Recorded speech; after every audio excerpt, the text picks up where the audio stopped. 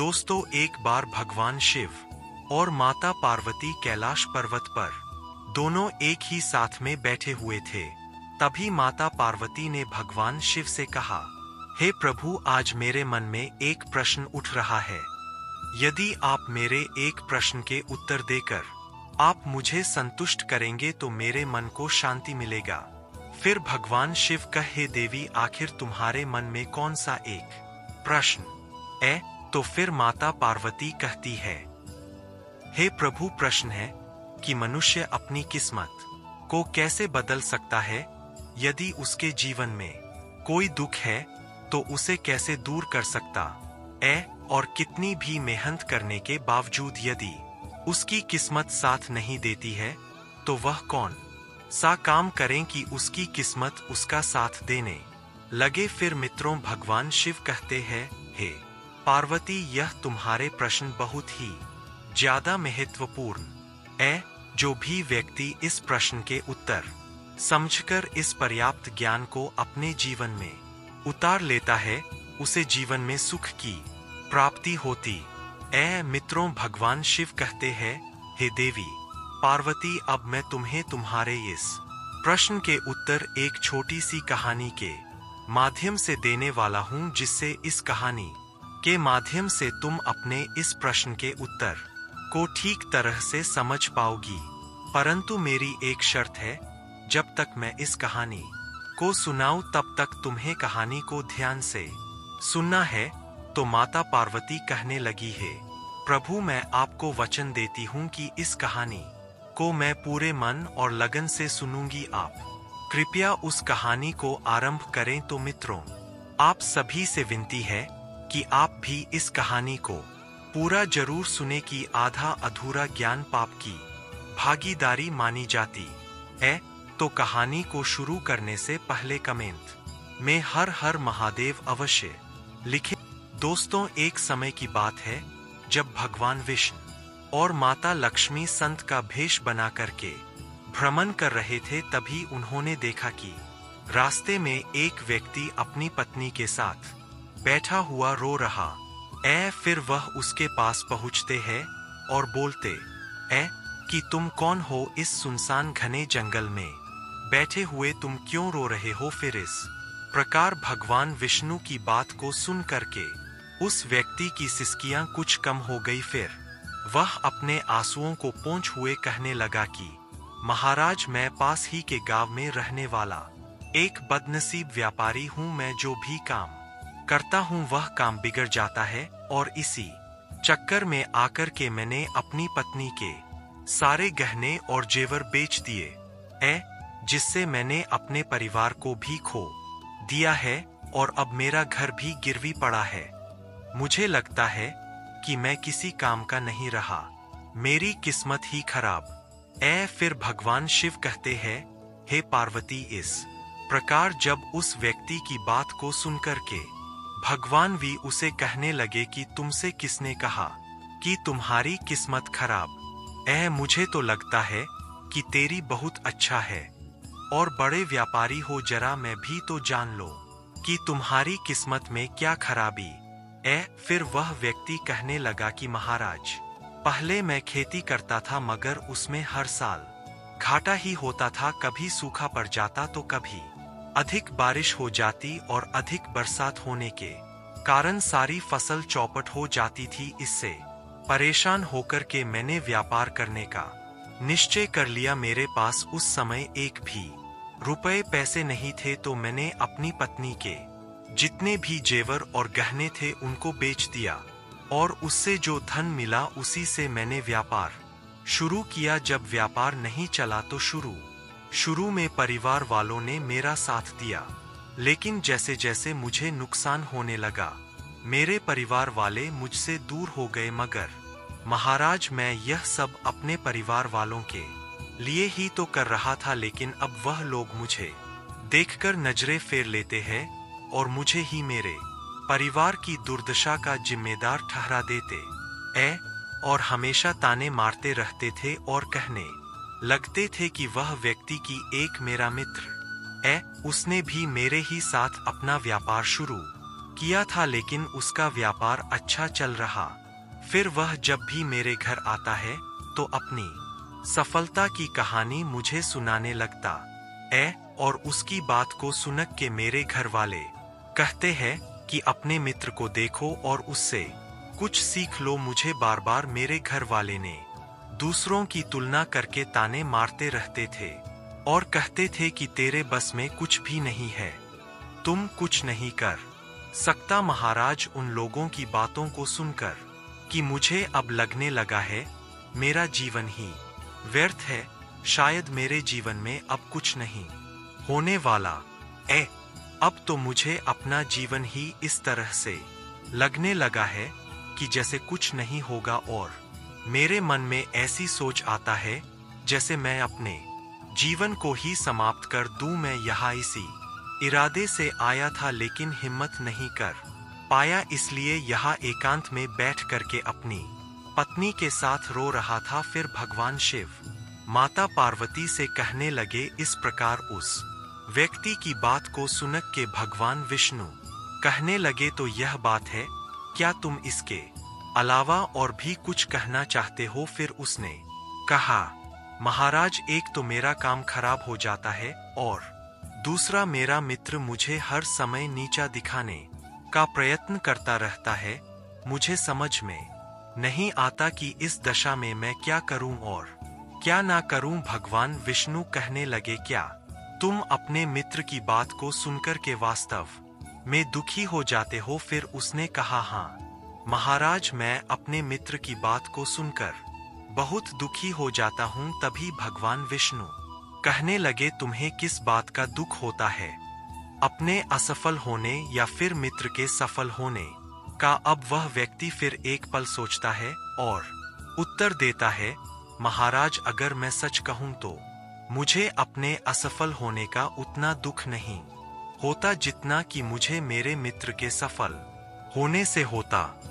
फिर भगवान विष्णु कहते हैं, तुम्हारा मित्र सफल हो जाए तो क्या तुम्हें खुशी होगी? तो वह व्यक्ति कहने लगता है कि महाराज, मुझे बहुत खुशी होगी। फिर भगवान विष्णु कहते हैं कि इसका मतलब है कि तुम्हारी खुशी तुम्हारे मित्र पर निर्भर है।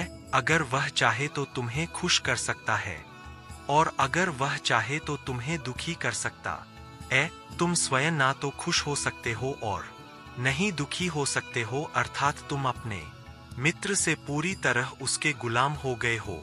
इसलिए मुझे लगता है कि तुम्हारा कुछ भी नहीं हो सकता। फिर उस व्यक्ति ने पूछा, महाराज, आप ऐसा क्यों बोल रहे हैं? मुझे तो क्यों ना बोलूं, तुम तो अपने मित्र पर पूरी तरह से गुलाम हो चुके हो। हमेशा ध्यान रखना, जब हम किसी से आशा बांध लेते हैं तो उस पर निर्भर हो जाते हैं और ऐसे में हमारी खुशी और दुख भी उसी पर निर्भर होने लगते हैं। इससे बेहतर है कि तुम अपने आप से आशा बांधो। जब तुम ऐसा करोगे और साथ ही पूरे प्रयत्न के साथ काम करोगे तो तुम्हें सफलता अवश्य प्राप्त होगी और हमेशा पूरी जीवन हंसी खुशी के साथ व्यतीत होगी। फिर भगवान शिव जी कहने लगे, हे पार्वती, इस प्रकार विष्णु जी ने अपनी बात को आगे बढ़ाते हुए कहा कि तुम्हें लगता है कि तुम्हारा मित्र तुम्हें दुखी करने आता पर अगर तुम उनकी बातों पर विचार करो तो वह बातें सही कहता तुम्हें अपने मित्र की बातें खराब लग सकती है, मगर मेरी नजर में तुम्हारे मित्र की बातें बिल्कुल खराब नहीं है। वह अपने संघर्ष और अनुभव की बातें तुम्हें बताता है ताकि तुम भी उनके बातों को अमल में रखकर जीवन में बहुत कुछ कर सको। लेकिन तुमने कभी ऐसा नहीं किया क्योंकि तुम्हें उससे जलन होती तुम्हें इसलिए उसे धन्यवाद करना चाहिए कि तुम्हें घर बैठे वह अनुभव दे रहा है, क्योंकि तुम्हारा मित्र तुम्हें अपनी सफलता की कहानी सुनाता है कि वह सफल कैसे हुआ। तुम उसके अनुभवों का लाभ उठाओ और एक नई जिंदगी की शुरुआत करो। आज तुम जिसे अपना बुरा वक्त या बुरी किस्मत कह रहे हो, एक दिन यह बदल जाएगी और इसी के साथ तुम्हारे विचार भी बदल जाएंगे। और देखना, जब तुम्हारा अच्छा वक्त शुरू होगा तब तुम्हारा मित्र भी तुम्हें अपनी सफलताओं की कहानी नहीं सुनाएगा, तब वह तुम्हें अपनी असफलताओं की बातें बताएगा ताकि तुम उसकी बातें सुनकर के भ्रमित हो जाओ और तुम्हारा आत्मविश्वास डगमगा जाए और तुम गलत ले सको। लेकिन उस समय भी तुम्हें अपनी बुद्धि का प्रयोग करना होगा। तुम्हारा मित्र जैसे आज तुम्हें दुखी करने आता है, इसी तरह से उस समय भी तुम्हें दुखी करने जरूर आएगा। फिर भगवान शिव जी कहते हैं, हे पार्वती, इस प्रकार विष्णु जी की बात को सुन करके वह व्यक्ति कहने लगा कि महाराज, आपने बिल्कुल सही कहा है, लेकिन मेरा सबसे बड़ा दुख यह है कि मेरे परिवार के लोग भी इसमें शामिल वास्तव में मैं तो अपने परिवार के लिए अच्छा करना चाहता हूं, लेकिन वह लोग मेरी बात को समझने के लिए तैयार ही नहीं रहते। वह तो मुझे गलत कहते हैं और अब तो बात इतनी बढ़ गई है कि मेरा साथ भी छोड़ दिया। फिर भगवान विष्णु जी कहने लगे, मैं तुम्हारी बात समझ गया, तुम सांत्वना चाहते हो। वास्तव में इस दुनिया में सभी लोग सांत्वना ही चाहत है। हम चाहते हैं कि हम जब भी कुछ करें तो लोग हमारी प्रशंसा करें, लेकिन आमतौर पर ऐसा नहीं होता है, इसलिए हम दुखी हो जाते हैं। हमें लगता है कि हमारे मित्र परिवार वाले सब मतलबी है, लेकिन तुम अगर किसी को अपना परिवार मानते हो और उसके लिए कुछ काम भी करना चाहते हो तो तुम्हें ऐसा क्यों लगता है कि तुम दूसरों के लिए कुछ कर रहे हैं?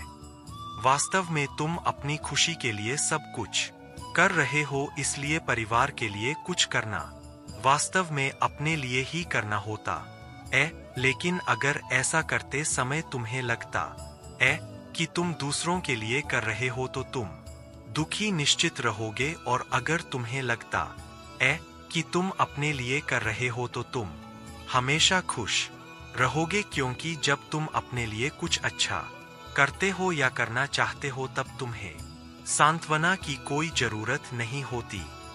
फिर भगवान शिव कहते हैं, हे पार्वती, विष्णु जी की बात को सुनकर उस व्यक्ति के चेहरे के भाव बदल गए और वह कहने लगा कि महाराज, आप बिल्कुल सही कह रहे।